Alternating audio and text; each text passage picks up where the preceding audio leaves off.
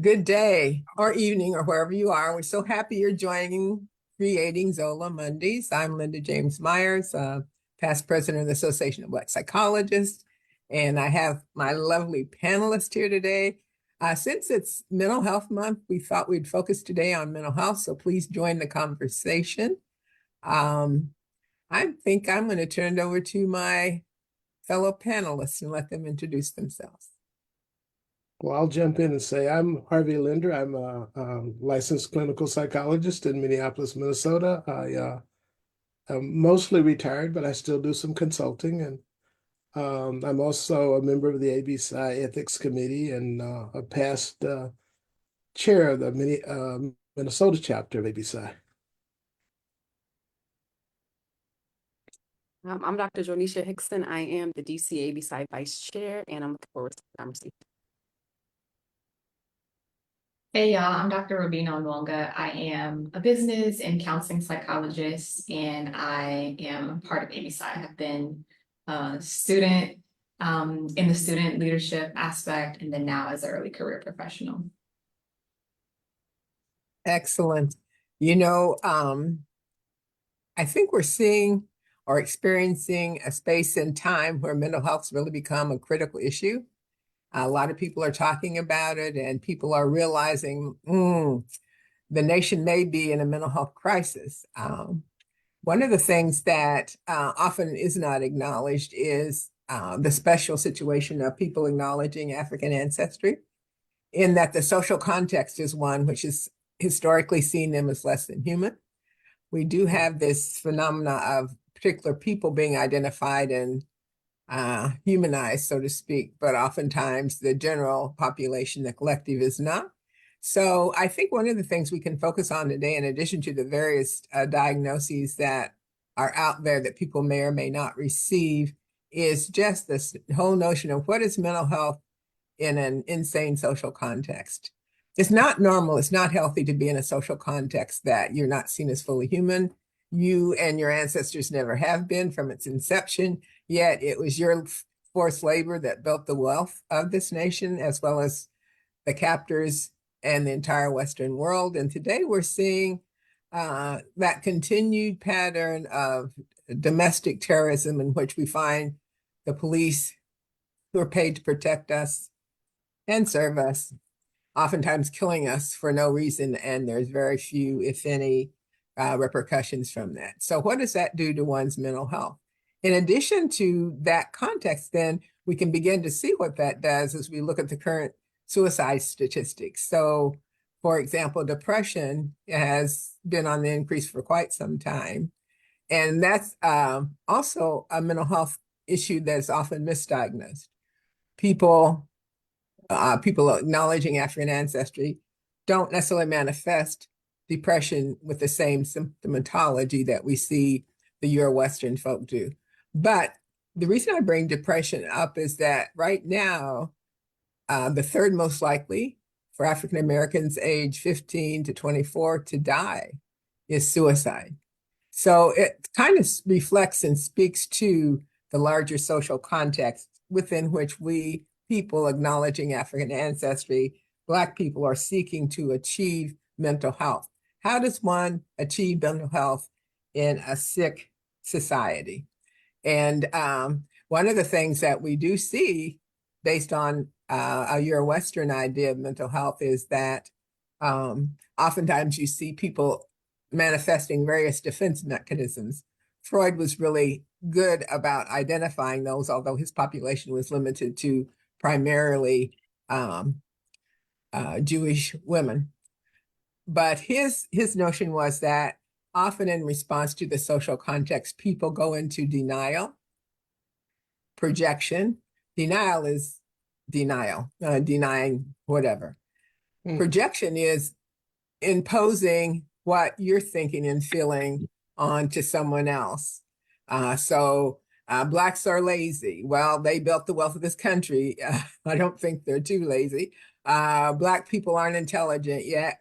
If you go back and look at who's responsible for discovering much of the technology related to the computer, to heart surgery to so many things. Obviously, we are not less intelligent than anyone on the planet, possibly more, given what we have to go through to manifest that. So we want today to talk about mental health in that context. We also want to help people be reminded that mental health and physical health are intricately interrelated and interdependent. So all this business about not really focusing on our mental health has a devastating impact, or can have a devastating impact on our physical health.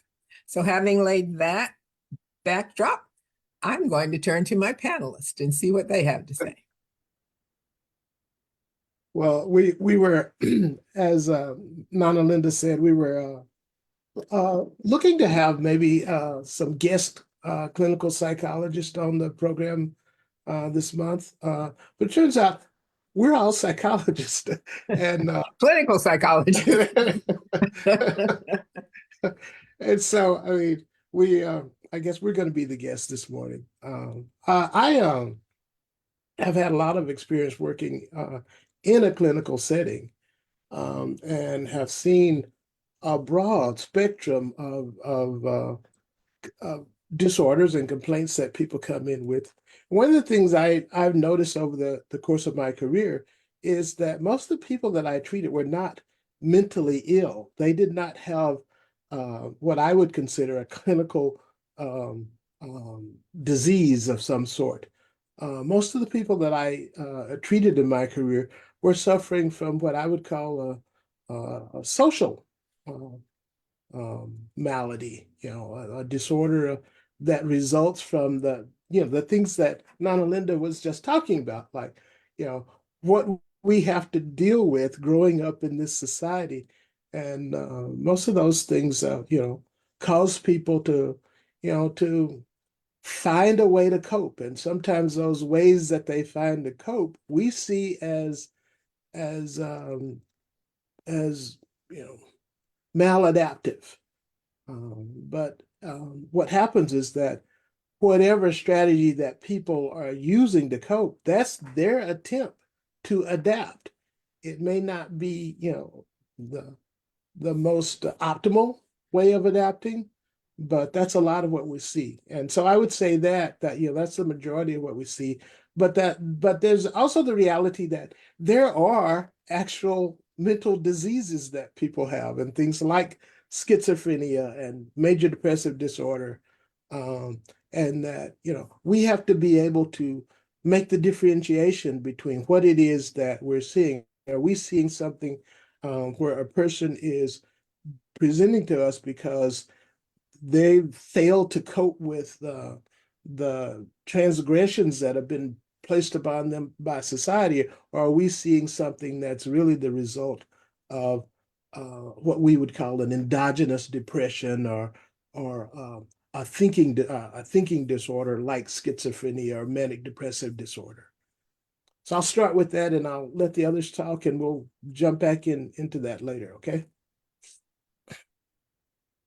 I think it's important, and I love that we always do that here on Creating ZOLA Mondays, to situate any type of mental health illness within the context of like history and socio-political status, if you will.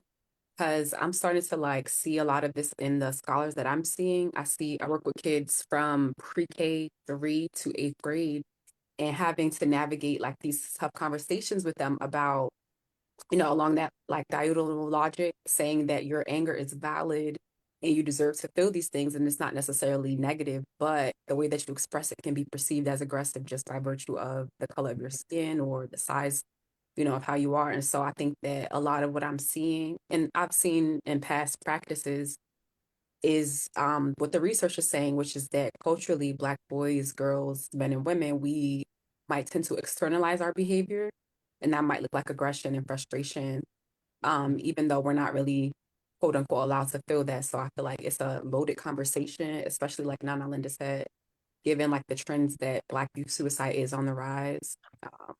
I don't know. It's definitely a lot to consider.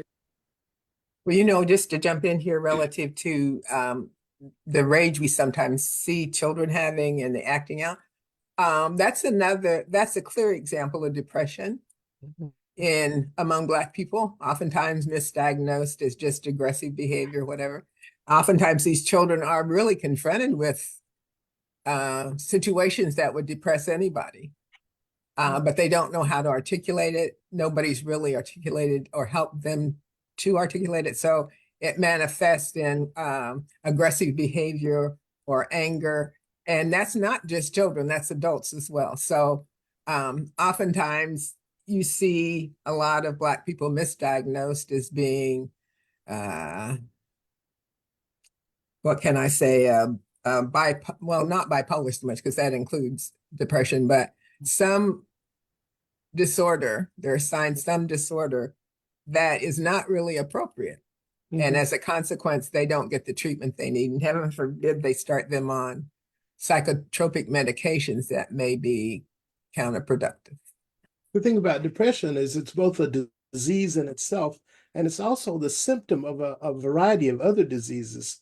I had a woman that I was treating for depression who, it turns out, had a goiter, and it had interrupted the pituitary gland. And one of the side effects of stopping taking the medicine that they use to treat the pituitary disorder is it leaves people depressed. And so you could treat her for years trying to counsel her about the depression, but the reality was all she needed to do was go back on her synthetic thyroid medicine, and the depression cleared up and went away. So it's one of those things where you have to kind of sort out, what is it I'm seeing and why is it there? And the mental and physical are so interdependent. And if people aren't aware of that interdependence, they often do misdiagnose. Dr. Robina. Yeah, I also think about it from with the perspective that Dr. Jojo brought up or highlighted that you mentioned, and the context that we give of this society that we are rightfully maladjusted to, because it's not something that is normal for us to be, waking up each day, and for people who are online or even not online experiencing so many oppressive things on a daily basis and seeing folks be unalived and just all these inhumane things that we come in contact with daily. That's not something that as humans we're meant to be able to stomach or just even live through. And I think as for Black folks, because it's happened generation to generation, we have found ways, thankfully, to hold on to our joy and have, just the African spirit that we have that is one that uplifts others and finds ways to stay uplifted as well.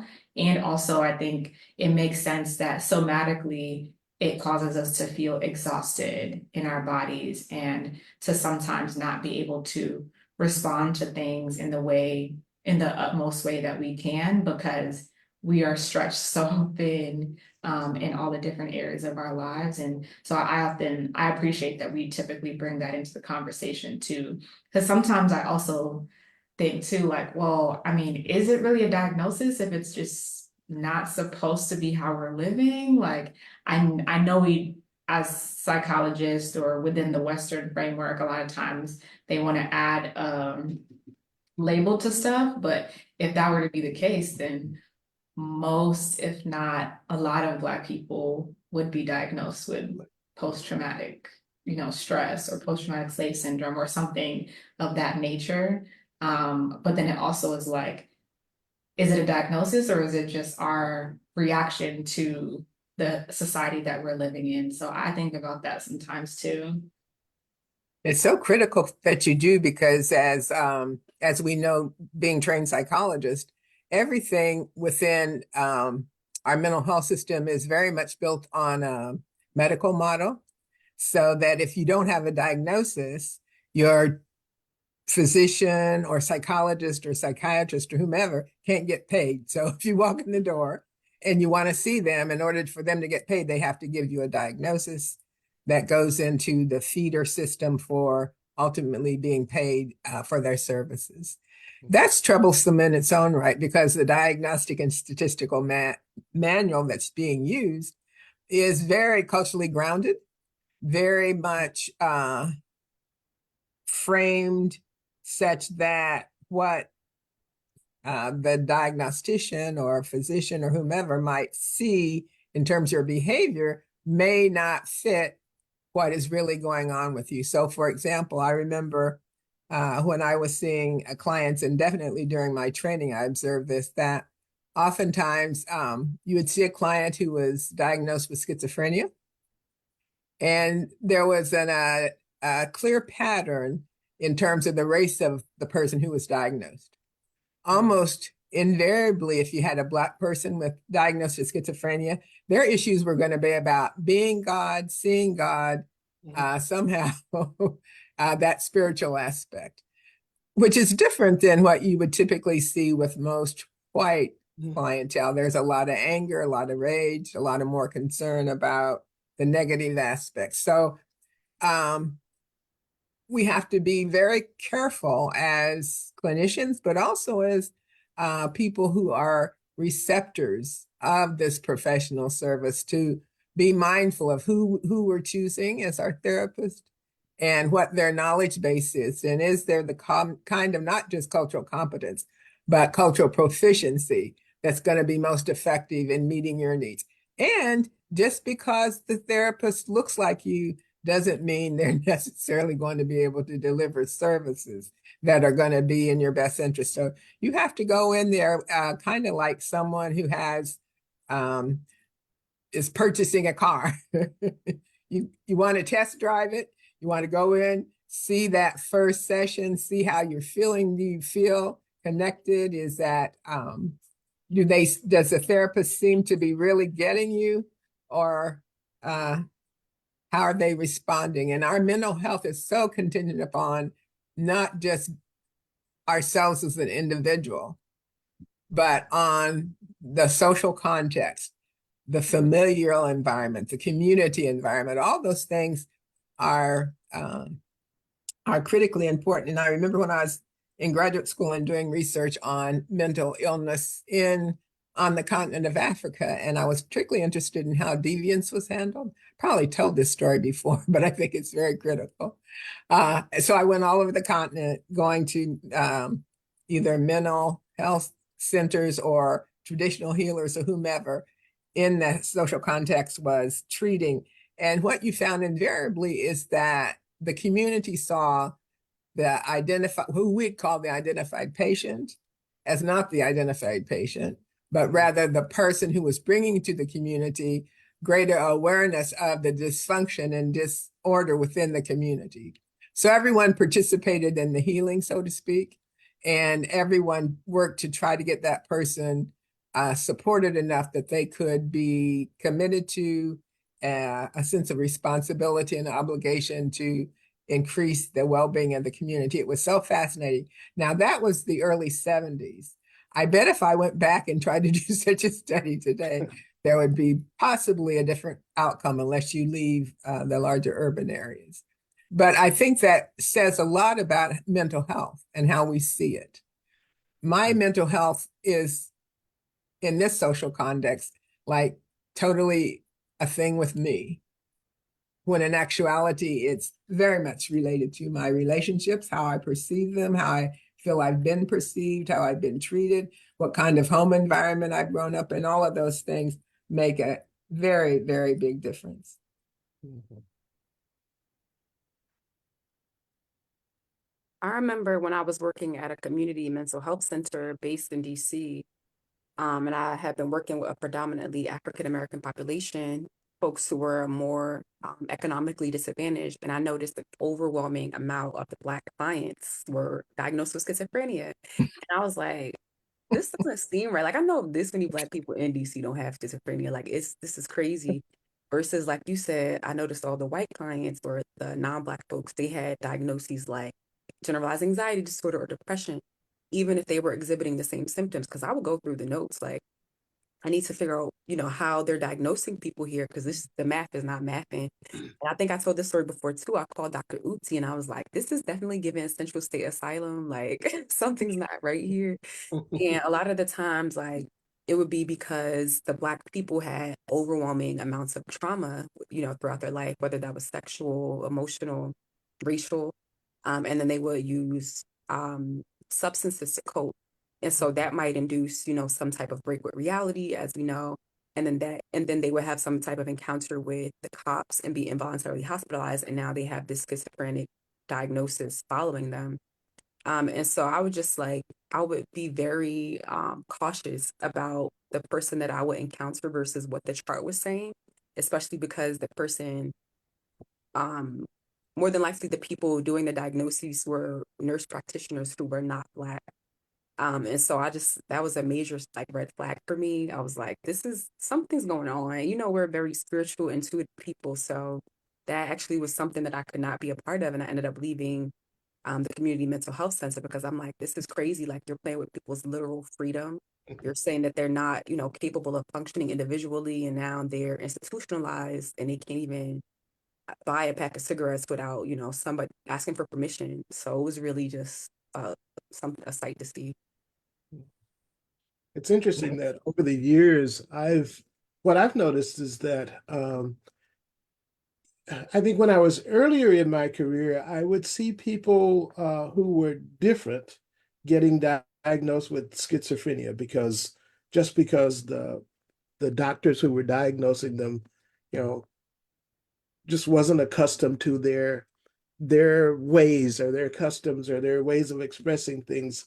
And so I saw people getting overdiagnosed with schizophrenia. And more recently, I've noticed just the opposite. I've come across people who probably have schizophrenia, and the people who are diagnosing them fail to see it, and they think they're drug addicts or they're faking it. And so I see people who have a serious thinking disorder and don't get the proper treatment for it because people don't believe that they really have a thought disorder.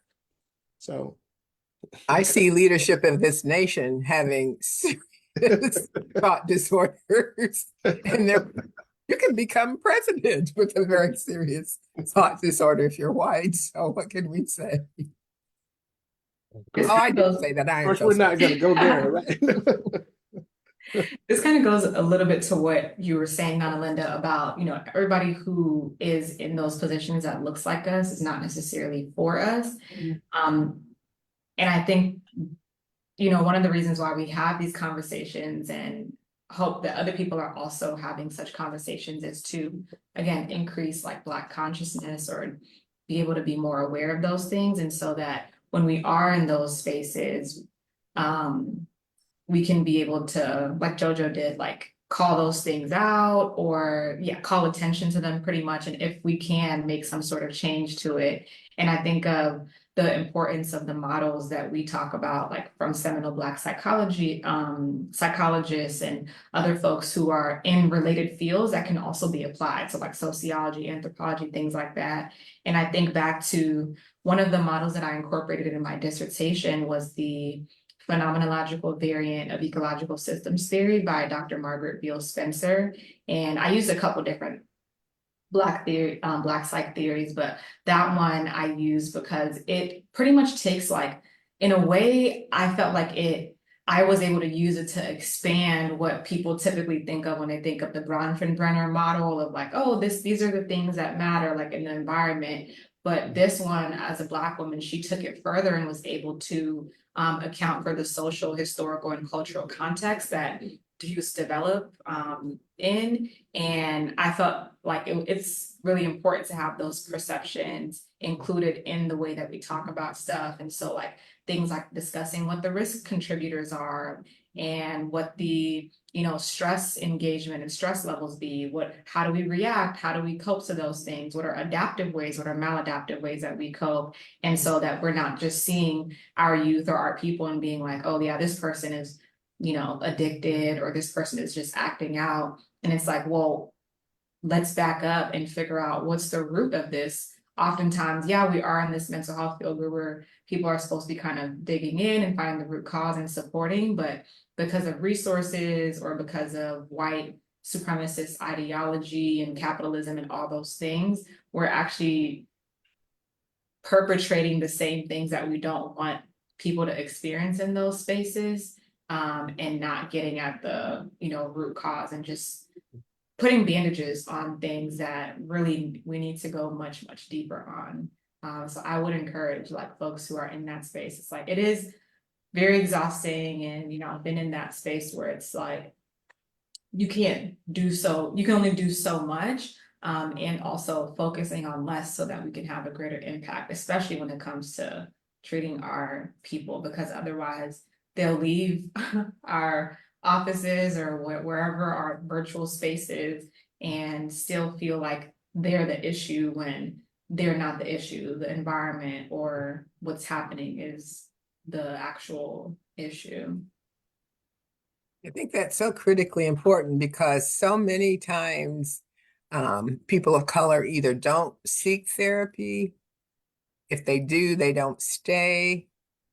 And oftentimes they aren't comfortable with the Euro-Western training that oftentimes when you go to a therapist, they'll sit back and listen, but they won't say anything that you find particularly helpful. And therefore, why am I here? We talk a lot about mental health in the context of disease because, again, psychology's as a profession is built on a medical model, which is disease focused. You don't often talk about health. What is health like? What does health look like? And I always have to throw a plug in for the Minority Behavioral Health Group in Akron, Ohio, who's been using optimal psychology and belief systems analysis as a psychotherapeutic approach. That group's been going on for about 25 years now. They have a waiting list.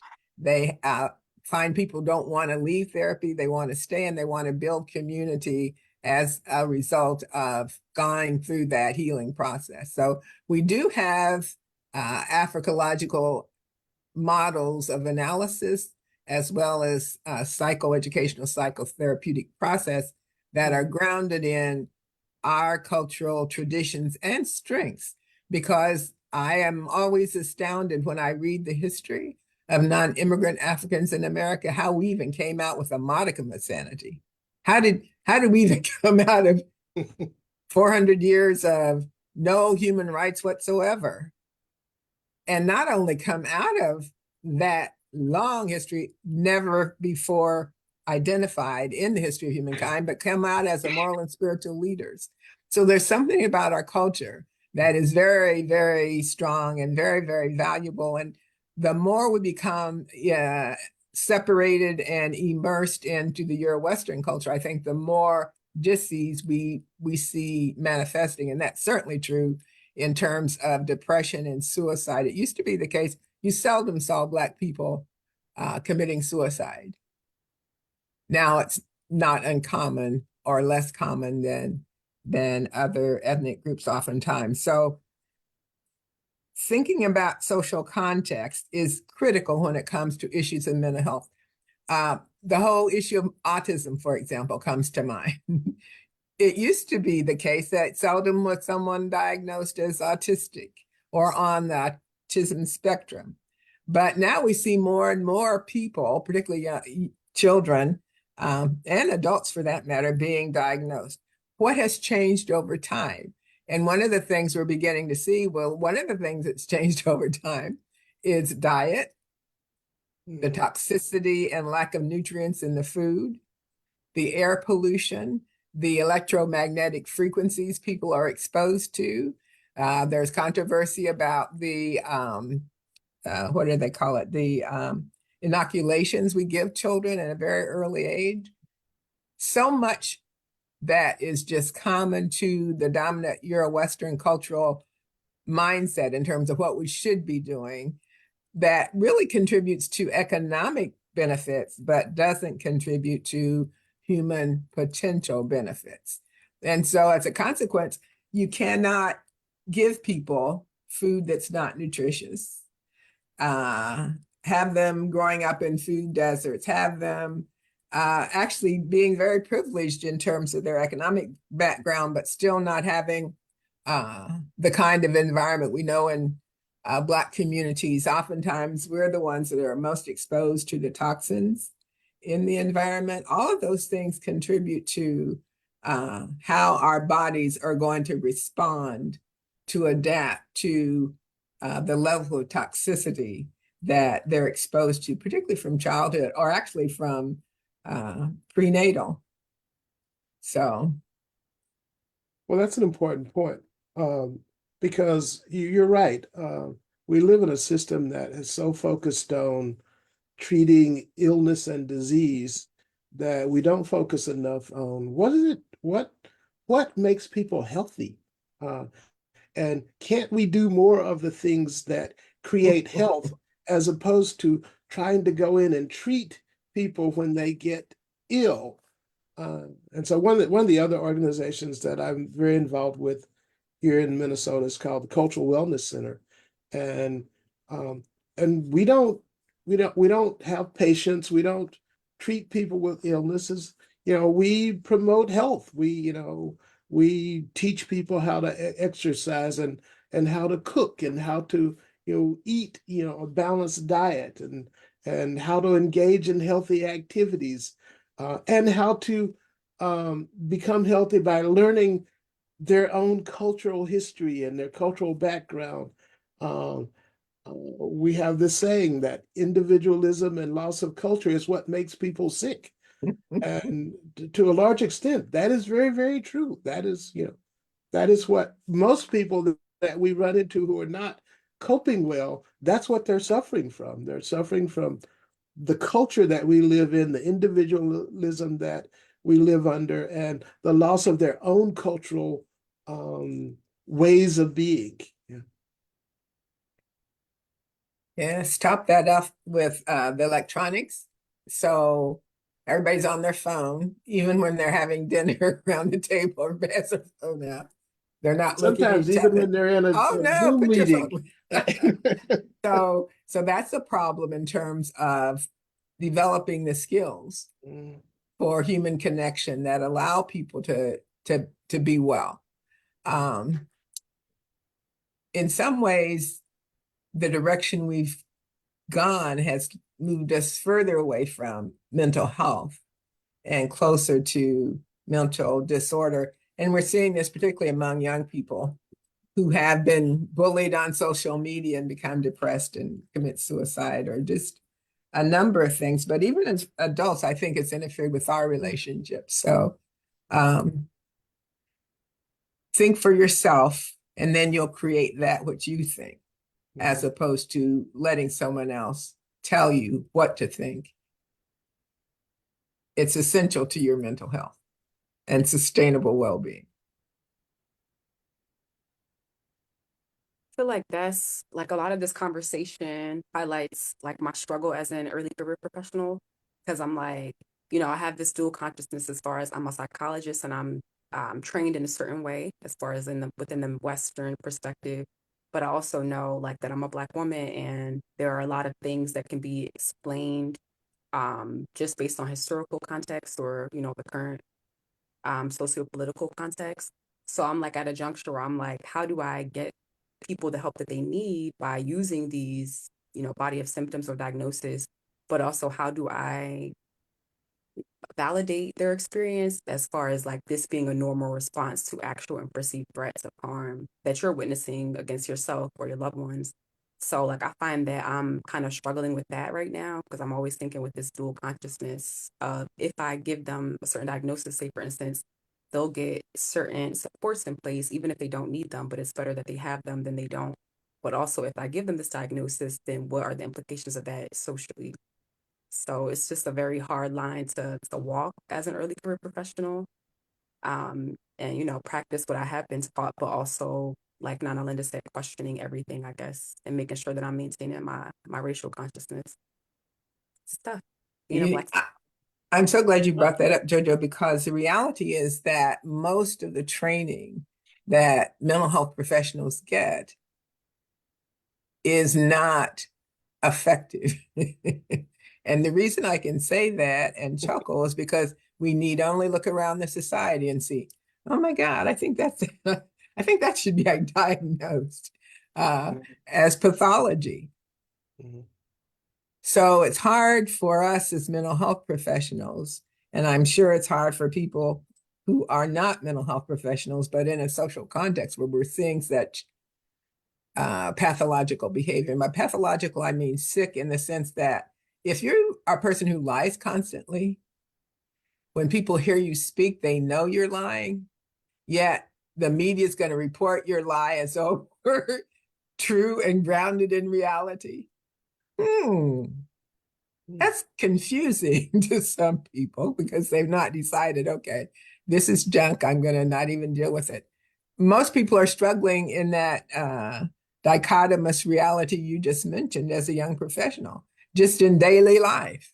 Okay, this is crazy, but I can't go to work and talk about how crazy this is because the people who I'm identifying crazy think just like the people what must I do? Where is health?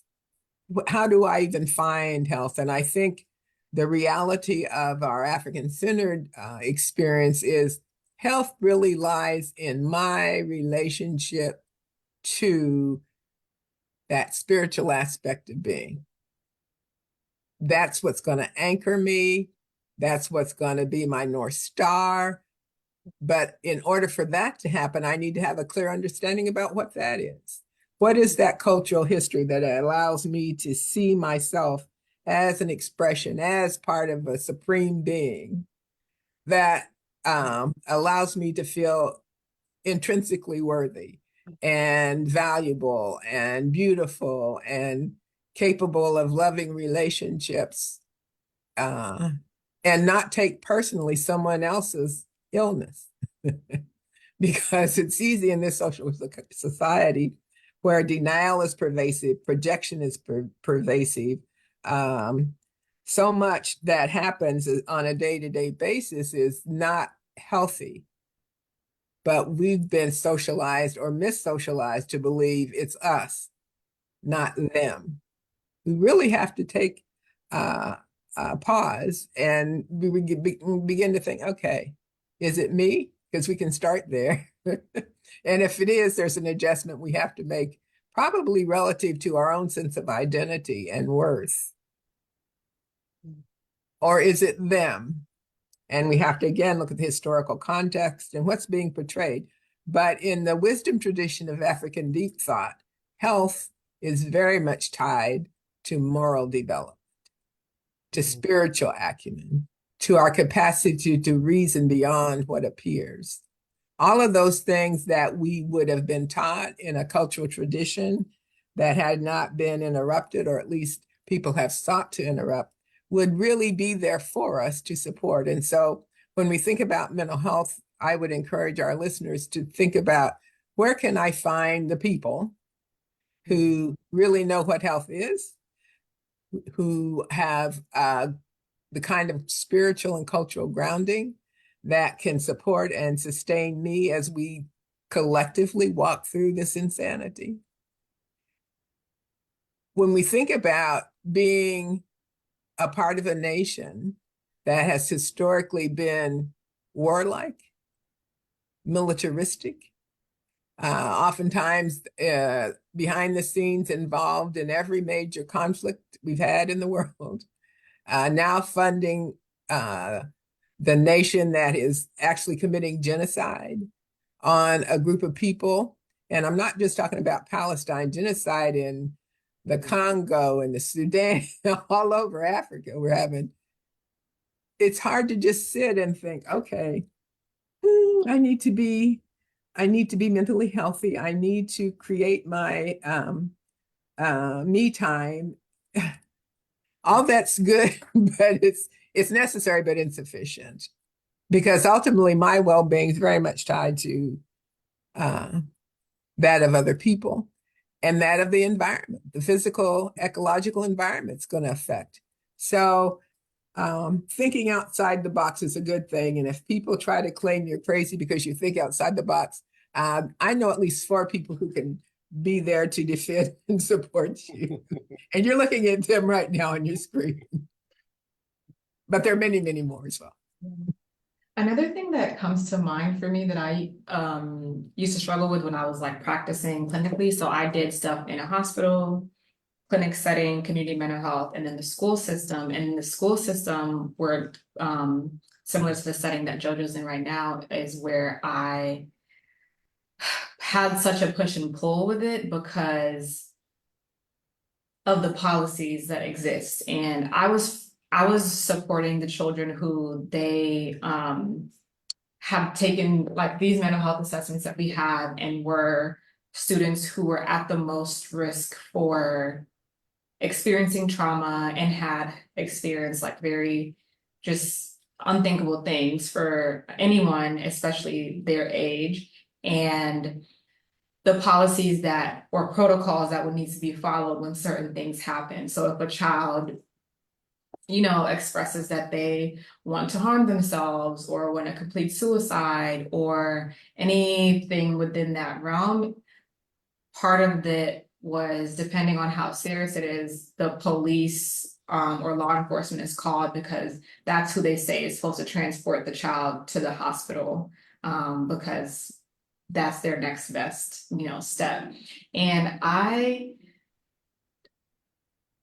actually, off all of the times that had to happen, I did not agree with that being the protocol because I felt like there's many other measures that we can take to keep the child safe before resorting to something like that because they're children, like they're not. Yeah, it's just We'll traumatize them so we can take them to be treated for their trauma. yeah, and it worsened it too because I used to have kids who, you know, would come to me and tell me like, oh, what they're experiencing in the class, how their teachers were mistreating them, things that they weren't at that age weren't labeling as racism, but I knew it was like discrimination or prejudice or racism. And then it turns around and it's like, well, the child is the one who is now being at fault because they're acting out or they're not able to hold their attention or they're now bullying other kids. And again, we're not focused on what the root is and why this child is acting in this way to be able to provide them with adequate support or train these teachers well enough or just hire different teachers because some of these teachers are flat out racist and should not be working with Black kids at all. And then it's hard to say like, okay, can we put these kids in a different environment where they're able to get this care, but the resources are not there? So it's almost like this cycle where we can do as much as we would want to do as individuals within our position to help those children to have a more like fortified identity and mindset and know who they are, but they in some ways are not autonomous because they're at the mercy of the educators and the administrators and whoever else is in power or influence in that position. And yeah, it makes me sad to think about it that deeply because sometimes it doesn't seem like there's an active solution besides the little things that, or not little, but the things that we can do along the way to support them. And then again, doing things like educating parents and going to those board meetings and being able to speak up and give them the information that they need that the schools don't want them to have so that they can, you know, put pressure on their schools to treat their children better. Absolutely. It's essential. So it's got to be a collective effort. And that means organization and social action. Because a lot of the policies that have been put in place supposedly to help haven't helped at all. They've hurt. So you have to begin to think now, is this policy in place that is in place doing what it's designed to do, which is to be harmful to Black children? Or are these people just ignorant and uninformed? And after all the trainings, and we went through the period of diversity and equity and inclusion, and before that it didn't work. It hasn't worked. And our children suffer as a consequence. So the Association of Black Psychologists is a good place to come to get started, particularly if you're a young professional who has no clue about any other kind of training or any other kind of models of mental health than the Euro-Western idea. And Robina, you had a thought that's so important to share. Oh, I was saying, I don't know if before, when you said before that, I was thinking before that they had No Child Left Behind, which was a complete shit show. It's horrible. And has And it's left it, and horrible. it has left its mark. It has But left you- its mark and it's now being renamed. And the whole knowing that test scores are problematic for children of color or any children of a different cultural frame. And putting those in place to be the criteria, passing those tests, the criteria for forward movement, makes no sense whatsoever, unless your intention is not to see forward movement, then that would make sense. So we have many problems on many levels in this social context, but the good news is we also have solutions. We know what health is. We know what mental health is. Mental health is me feeling good about being me, representing in all the diversity markers I represent, and feeling in touch, in contact with something greater than myself that is working on my behalf, even though it may not appear to be so, to bring me to realize all that I am here to do, fulfill my purpose, build positive relationships, and I can do that. And if I'm seeking mental health services, I need to seek services from someone who has done that, is doing that, or at least knows how to do that. Oftentimes, because of the Euro-Western training, that's not the case. And what we have to do as Black psychologists is to make sure that, that what Nana Linda just mentioned is available to them. I mean, we have, one of the challenges that we face with children who are coming up in this system now is that they have a whole generation of parents who were failed by that same system.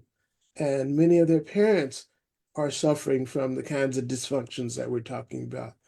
And so we have, at least, a couple of generations, of healing to work on. And we have to focus on, what are we going to be doing? How are we going to change all of this for future generations?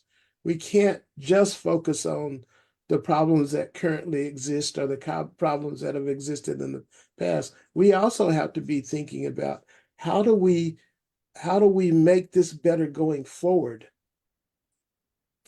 That's excellent. In fact, I'm going to give a shameless plug for a training I'm doing on the 22nd of this month. And the focus is on when good enough is not good enough. Far too long, we've just been accepting what's going on as good enough. It's not good enough.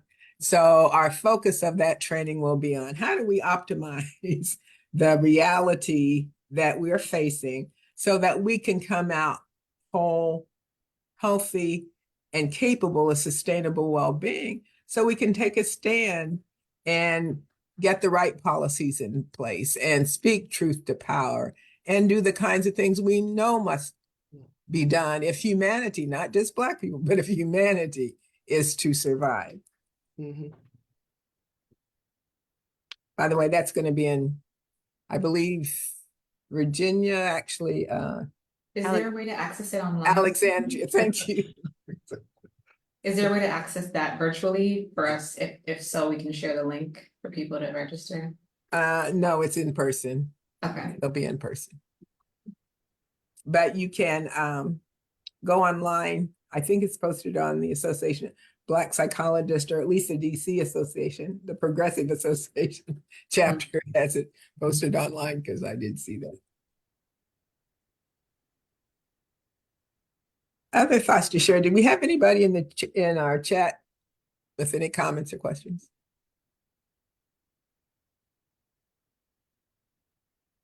Oh, yeah. Somebody had asked earlier about the drug that you mentioned, if it was cabergoline. I don't know if I pronounced that right. And then just kudos to you, Nana Linda, for your gift. And then somebody asked me, so they said, my exploration into the interrelatedness of the psychosocial stressors and how they contribute to an understanding of mental illness is intriguing. Perhaps I could say more.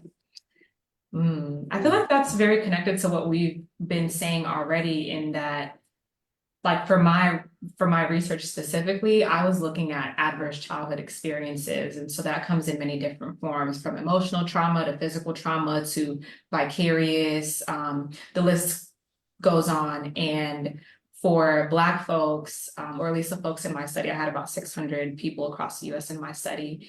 I was focused on them because, as we know and could probably guess, originally when that was studied, most of the people were non-Black who answer that, but our people experience multiple, probably in upwards of at least 4 by the time that they hit emerging adulthood stage, is what I was seeing. And I was looking at the adverse childhood experiences in connection to how psychological sense of community, or that social support that we feel, and then our ethnic identities. So how connected we are to our roots, whatever we find that to be, and how much we are able to lean into that, how that can help to mitigate the negative effects of, potential, what trauma could do to us as an individual or as people. And so, yeah, just looking at the interplay between the different stressors. Folks in my study talked about socioeconomic status being something, discrimination, trauma, lack of social support. And so we know that those things make populations even more vulnerable for experiencing the negative impact of the things that we're talking about in terms of what the symptomology could be. So that depression, increased anxiety, folks not even feeling like they can actually ask for support. I think it shows up in even more specific ways for Black people that non-Black people just tend to judge and write off. And yeah, so that's kind of the focus that I was looking at it on. And really, what I found is things that we already know, but of course for a dissertation, it's like you're doing this to kind of have more data and prove something. But what I found is what we talk about within the Association of Black Psychologists is that social support, and that knowing of who you are, and that identity that we have, and being able to kind of be more rooted in that identity is something that helps to relieve or to buffer the potential negative effects of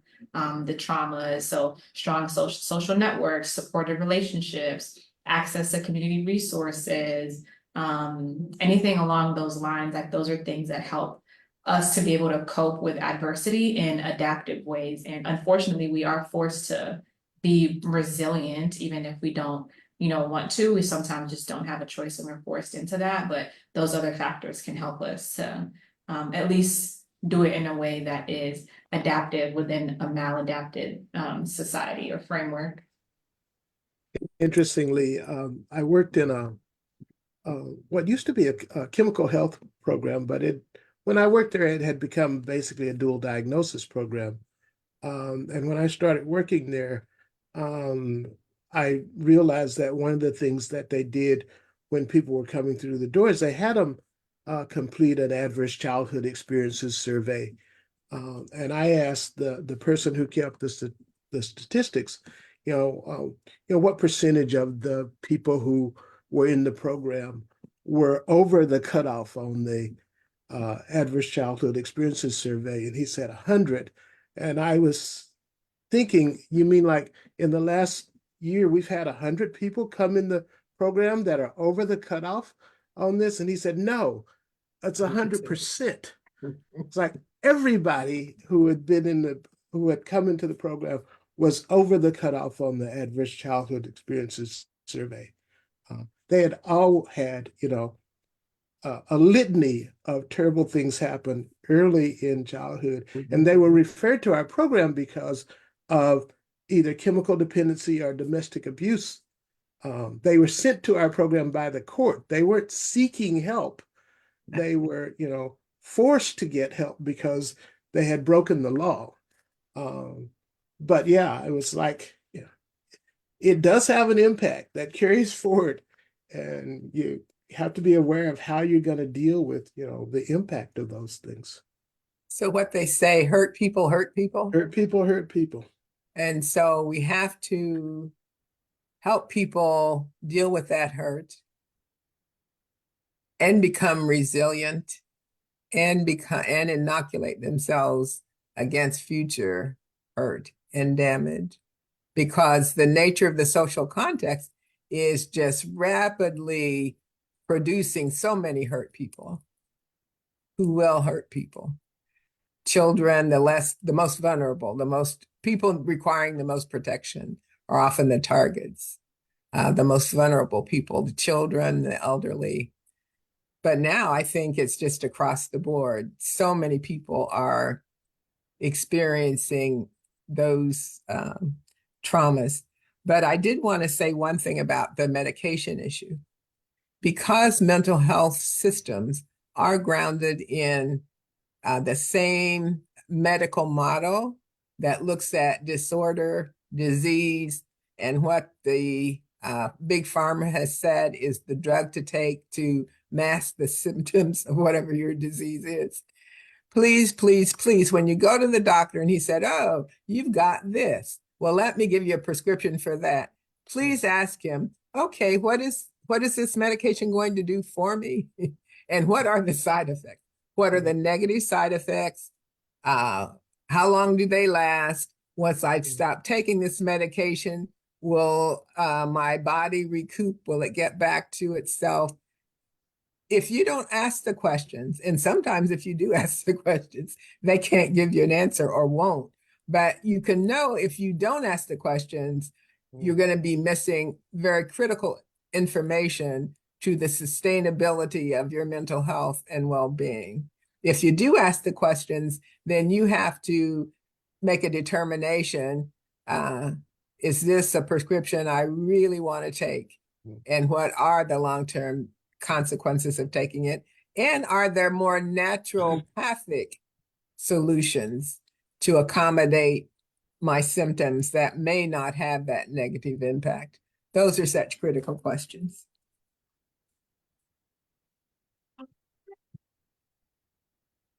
That's like a whole topic for another discussion. It sounds like it. And if I can get my phone off. Okay. There we go. Well, it's been wonderful as usual. My brilliant panelists have addressed this issue in such a powerful way. I hope people aren't feeling overwhelmed, but it's still going to be Mental Health Month the next time we meet, the third Monday of the month. So we will come back with more information.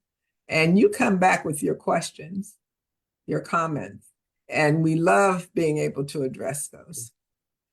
Peace and blessings. Much love. ZOLA up. Hola. ZOLA.